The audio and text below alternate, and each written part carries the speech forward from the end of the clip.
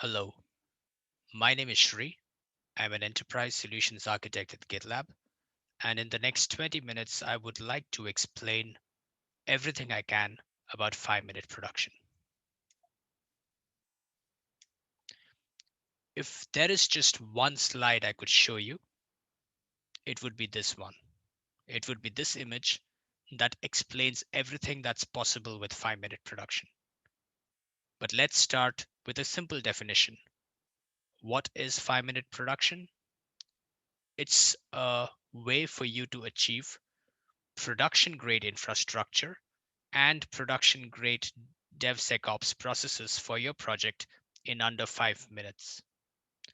It brings together the features and the offerings of GitLab, Terraform, and AWS, and tries to deliver everything in a simple, easy to consume package. It all starts with a GitLab project, as you can see on the top left of your screen. The GitLab project is where you have a Git repository with source code for your web application. It could be a Ruby on Rails application, a Python or a Django application. Maybe you use Node.js or Java. It really does not matter which language or which framework you use. This will work for everything. But the assumption here is that you have a web application inside a Git repository.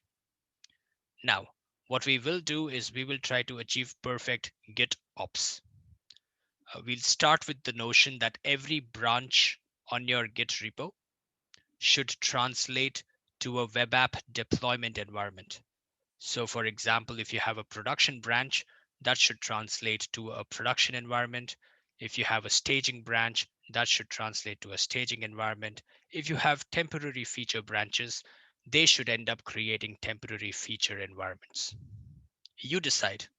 You decide if you want a long-lasting branch and long-lasting environment, or if you want short-lived branches and short-lived environments, you can achieve that by deleting your branches.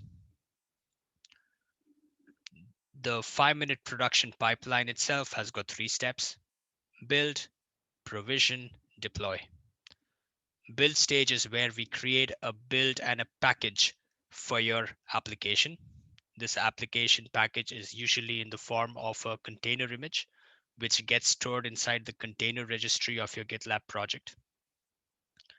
Then is the provision step, where Terraform script actually gets executed and it provisions all sorts of hardware, or not hardware, forgive me. It creates all sort of infrastructure resources that you need on AWS. And finally is the deploy stage, which basically takes your packaged or the release version of your application, and then it takes the infrastructure that has been provisioned and actually merges to do. It takes your application and deploys it on the infrastructure. As you can see, what infrastructure gets created, we'll go into details a bit later, but this is the rough idea. A pipeline which will build, provision and deploy your application. Regardless of which technology you use, which programming language you use, which framework you use, it should really not matter. And we want all of this available for you in under 5 minutes. Let's see how this is done. First, who is this for? Well, it's for somebody who has a web application. It's for a small startup or a team that has got a web application and they want production grade infrastructure and production grade developer operations as soon as possible. That's the first target user. The second target user is somebody who just wants to understand how to automate infra provisioning, how to automate software delivery, and wants to deliver something similar for their teams. So this could be something you use, or it can be something you learn from. Where does it all begin? It all begins with a commit. You should have a web application. So just imagine that you are now a development team with a web application. And your web application, of course, is hosted and pushed into a Git repository.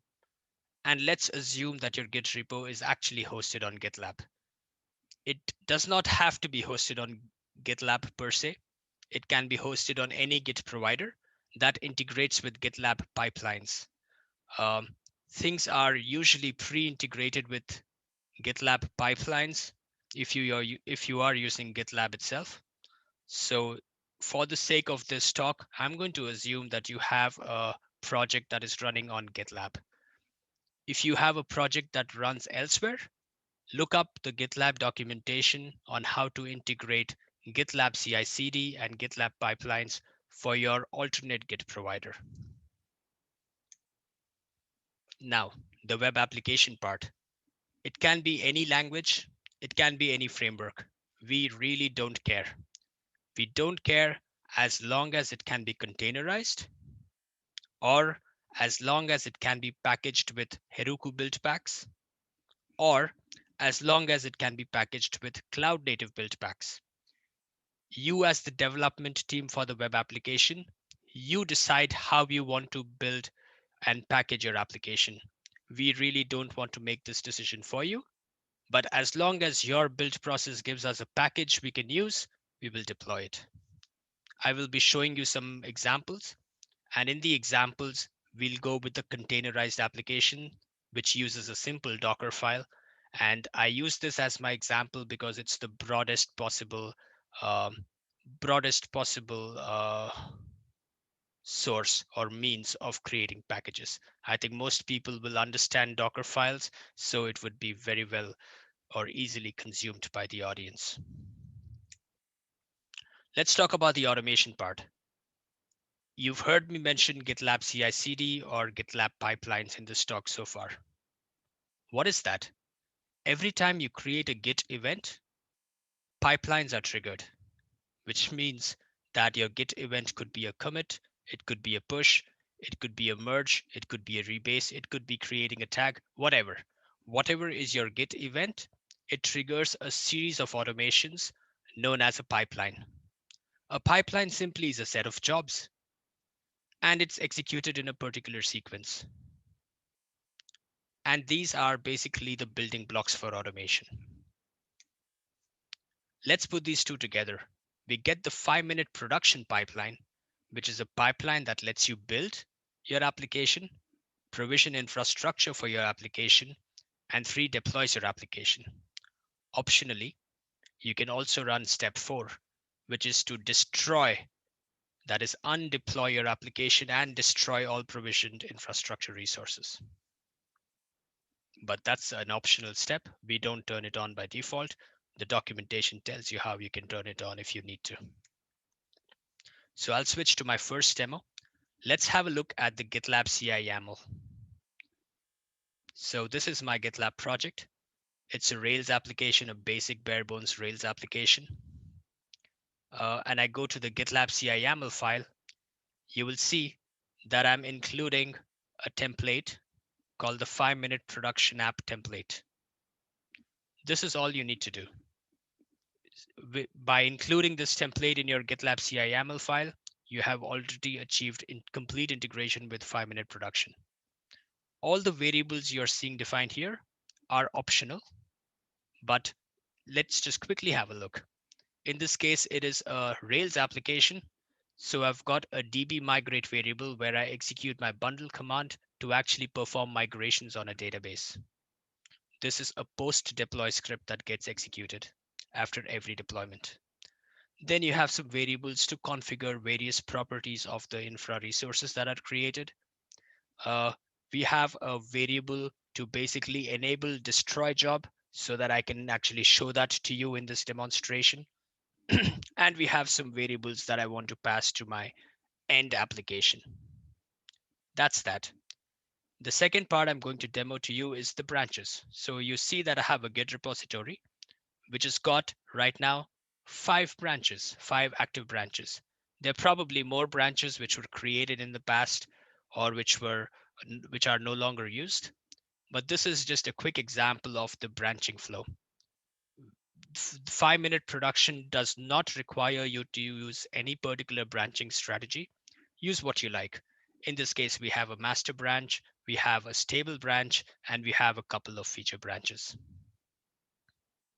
The third thing I want to show you is the pipeline itself. So I switch to the tab here. And you're seeing an example of the 5-minute production pipeline. As I said, it's got a few steps. It's got a build step. It's got an optional test step. In this case, the test step is not being provided by 5-minute production.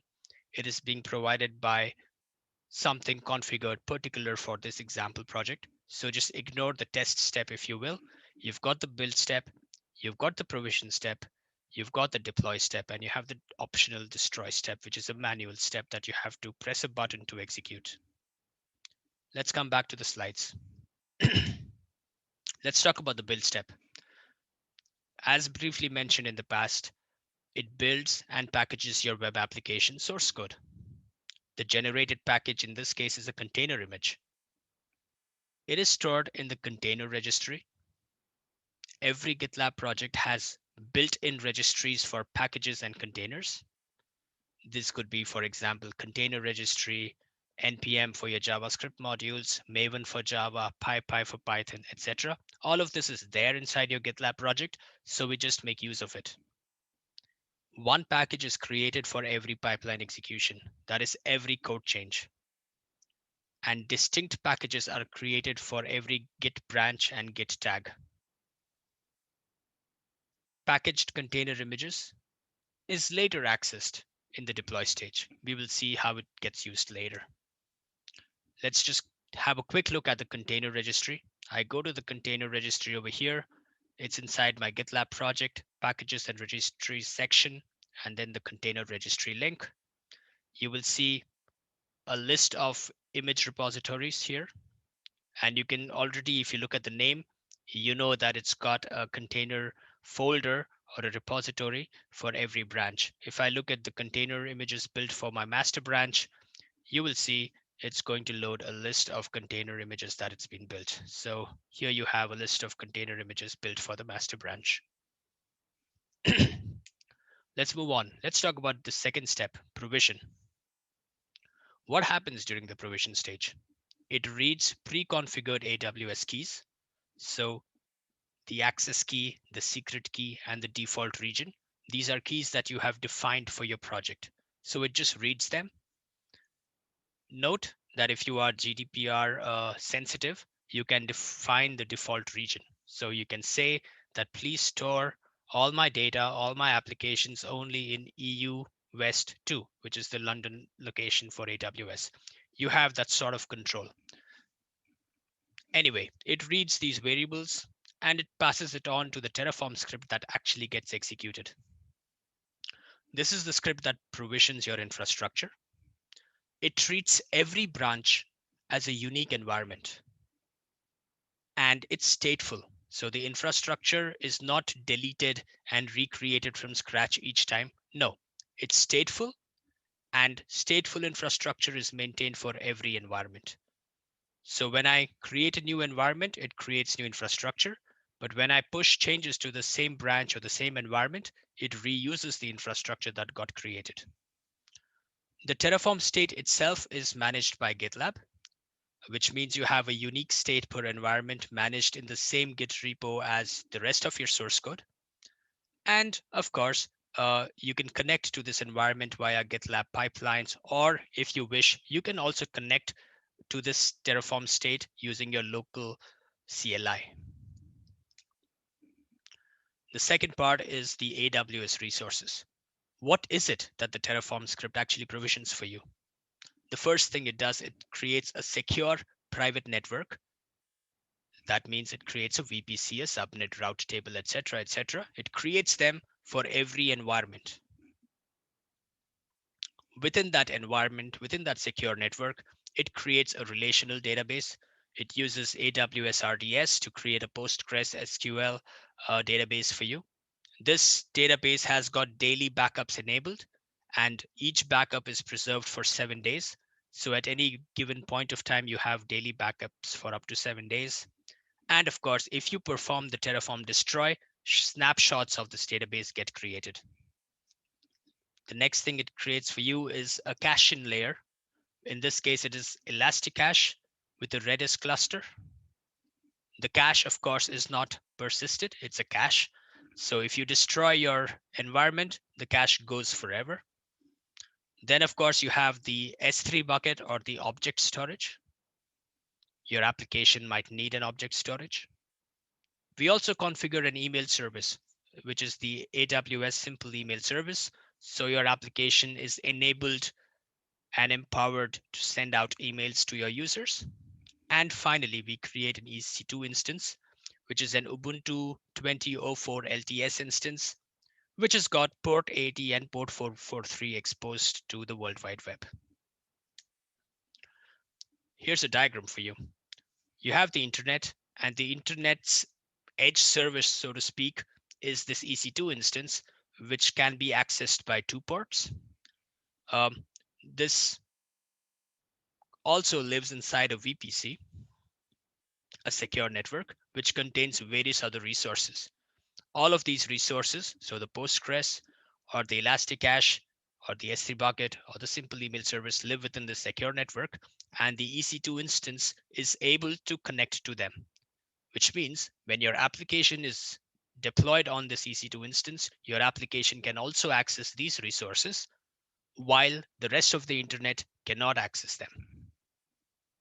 And just want to highlight daily backups being enabled for your PostgreSQL. This is possibly the heart of it. So please treat PostgreSQL as data that is to be persisted. And by persisted, it really gets persisted and you have backups and snapshots available for it. Now that we have the infrastructure, let's talk about deploying. Deployment, what are the preparation steps for it? The first is we have to fetch the deployment secrets from the Terraform state. How can we connect to the EC2 instance? How can we actually deploy our application there? Those secret credentials are available in the Terraform state. Second, fetching of a deployment environment from the container registry. So now that we can access the deployment environment, what is it that we deploy? That artifact, that container image that gets deployed can be accessed in the container registry. Step two is to actually deploy it itself. So we have a simple deployment script that deploys the application to the EC2 instance. While deploying the application, it provides your web application with credentials for the Postgres database, the Redis cluster, credentials required to send out emails, credentials required to access the S3 storage, and any other environment variables that you would like to provide. As you saw in my brief example earlier, we also have the ability to create post-deploy triggers. And in my example, I was creating a trigger to actually run the Rails migration. I'll just refresh your memory. Here's an example of a trigger being used to run this command after the deployment process. In this case, it's just rake migrate. Finally, what we do for you is we set up an SSL certificate with certbot. So Let's Encrypt provides you SSL certificates. You can connect your domain. So you can just define a domain name variable, which connects the domain, and SSL certificates get created for your domain automatically. I mentioned Terraform state and I mentioned environments. So let's have a look again what that means. Let me first refresh your memory with the branches. We have these branches over here. So now if I go to my GitLab project, I select operations and I select Terraform, you will see that I've got Terraform state maintained for each of my branches. Every time a pipeline gets executed for these branches, it looks up these Terraform state and downloads it within the pipeline and actually works with it. So we completely enable stateful application deployments.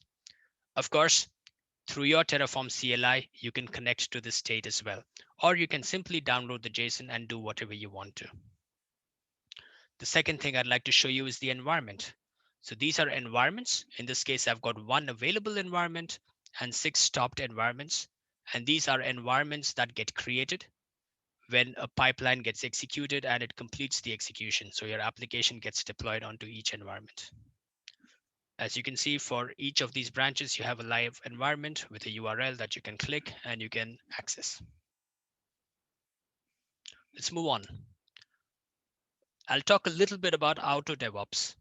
Auto DevOps is a series of additional reusable jobs, part of a larger pipeline, but they're reusable jobs that you have available. Which means if you take Auto DevOps and you put it in 5-minute production, you can get a complete workflow for your application. So these could be running tests for your application. It could be running source code quality checks on your project source code. It could be running security scans, for example, static analysis, fuzz testing, dependency scans, and so on. Or you want to perform things like performance tests or license compliance. So you have all of these reusable pipeline jobs within GitLab, part of the Auto DevOps bundle, and you can pick and choose the ones you like. Of course, once you pick all of these, your pipeline gets a bit complex. So it started off with 3 jobs, and now you can see a complete pipeline will have a lot of different jobs. And these pipelines, of course, depending on the number of scanners you're running, they could take a while. But once your project reaches a critical mass, you probably want to enable all of these. What is the takeaway? Like, what can you take away from this talk? The first thing you can do is use 5-minute production. If you have a web application and you want to deploy to AWS without any headaches, use it as it is. It works great. The second is this can be a learning example for you.